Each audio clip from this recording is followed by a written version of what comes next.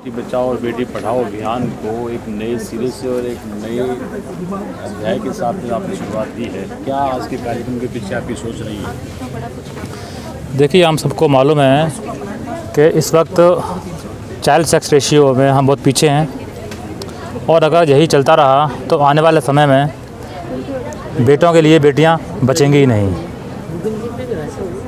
इसलिए ज़रूरी था कि इस मुद्दे पर महिलाओं को, विशेष तौर पर माताओं बहनों को जागृत किया जाए और उन्हें बताया जाए कि बेटे के साथ में बेटी भी उतनी ज़रूरी है।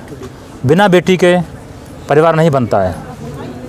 इसी सोच के साथ आज एक शुरुआत की गई, डायलॉग विद डॉटर्स की शुरुआत की गई। इसमें महिलाओं से, बच्चियों से उनको मोटिवेट किया गया। उनको जो चाइल्ड सेक्स रेशियो कम हो रहा है, इससे जो समस्याएं पैदा होंगी उनके बारे में उनको बताया गया।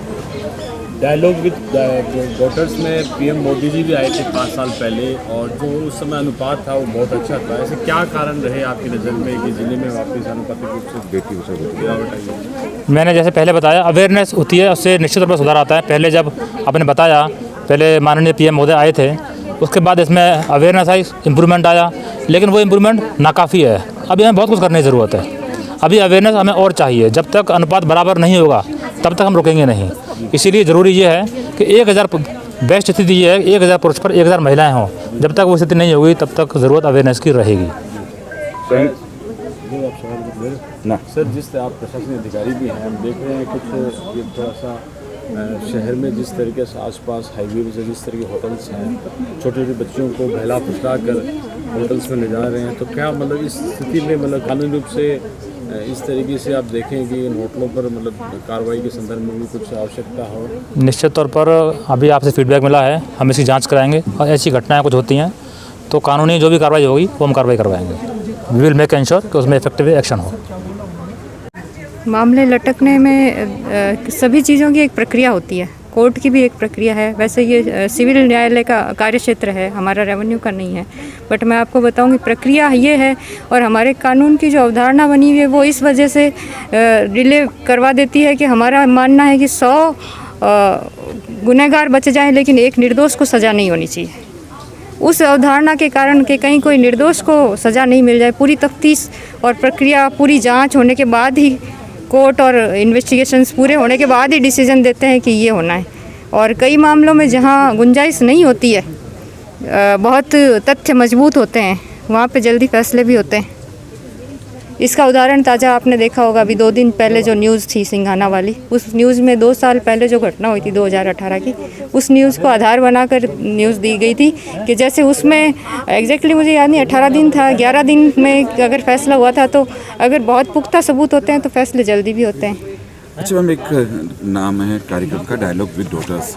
हमने देखा कि आपने कार्यक्रम तो रखा है, एसडीएम साहब की बहुत अच्छी सोच है, लेकिन डॉटर्स ने डायलॉग्स नहीं किए, मतलब उनमें एक हेजिटेशन था। उसके लिए क्या कहेंगे? क्योंकि आप सवाल पूछेंगे?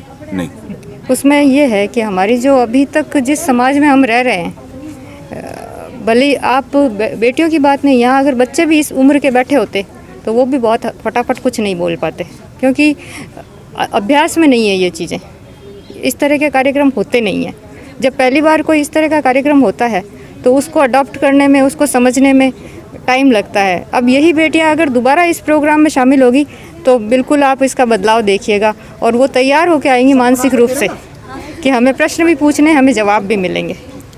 डायलॉग विद डॉटर्स कार्यक्रम के बारे में क्या कहेंगे? डायलॉग विद डॉटर, ये सोच आपने मेरे को पहले भी सुना होगा। मेरी सोच तो ये है कि हमें इस सोच की आवश्यकता ही नहीं पड़े, और हम समाज को, देश को उस स्तर तक ले जाना चाहते हैं कि हमें डॉटर्स के लिए अलग से कुछ करना नहीं पड़े। ये हमारे अभ्यास में हो, ये हमारे जीवन का एक हिस्सा हो कि हमें बेटी और बेटा एक समान लगे। बहुत ही अच्छी सोच है डायलॉग विद डॉटर्स, जिसकी सही में ज़रूरत है, क्योंकि हर घर की ही बात अगर लें तो बेटियों से कोई भी अगर महत्वपूर्ण फैसला भी लेना हो तो ना, शायद से पहले बेटों को बिठा के तो ज़रूर पूछा जाता है, बट बेटियों से नहीं। ऐसा नहीं है कि हर घर में ऐसा होता है, बट अधिकांश घरों की यही हालत है, जो कि बदलनी चाहिए। और ये एक ज़रिया है जिससे हम लड़कियों तक और उनके अभिभावकों तक पहुंच रहे हैं, ताकि वो उनकी सोच बदले और लड़कियों के साथ घर में भी डायलॉग्स हों।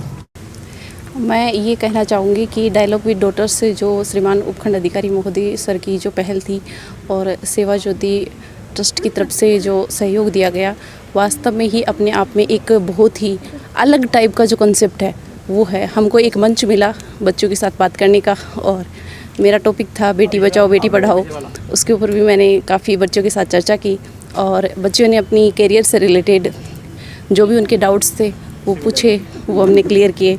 और मेरी यही इच्छा रहेगी कि भविष्य में भी इस टाइप के जो कार्यक्रम हैं वो आयोजित होते रहने चाहिए, ताकि जो भी हमारा समाज फ्यूचर का जो बेटियां हैं उनको बेनिफिट मिले। Thank you.